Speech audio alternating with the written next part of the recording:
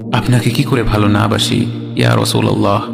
যখন আপনি আমাকে ভালোবেসেছেন সেই 1400 বছর আগে, যখন আপনি আমাকে মিস করতেন, আশা করতেন যেন আমার সাথে দেখা করতে পারেন, অথচ তখনও আমি জন্মই হইনি।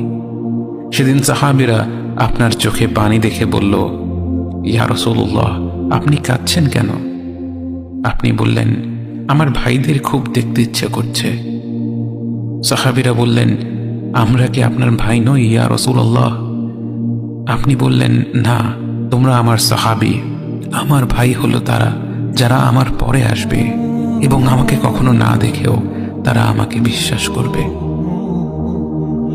মৃত্যুশয্যায় শুয়ে আপনার অন্তরে এই চিন্তা ছিল যে আমাদের পরিণতি কি হবে।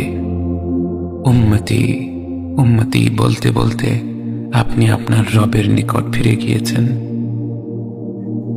আজ আমরা আপনার উম্মতের অংশ। বিশ্বজুড়ে আপাত দৃষ্টিতে আমরা হচ্ছি সবচেয়ে অপদস্থ, নিরুপায়, পরাজিত, লাঞ্ছিত, অথচ বাস্তবে আপনার উম্মতের অংশ হওয়া যে গোটা বিশ্বের সব সম্পদ পাওয়ার চেয়েও মূল্যবান ব্যাপার।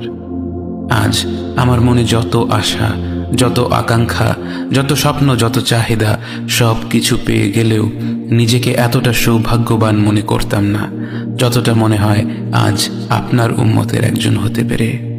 কাল হাসরের ময়দানে যখন গোটা মানব জাতি এক নবী থেকে আর এক নবীর কাছে ছুটে যাবে, আল্লাহ যেন বিচার প্রক্রিয়া শুরু করেন এবং প্রতিটি নবী নফসি নফসি বলে মানুষকে ফিরিয়ে দিবে।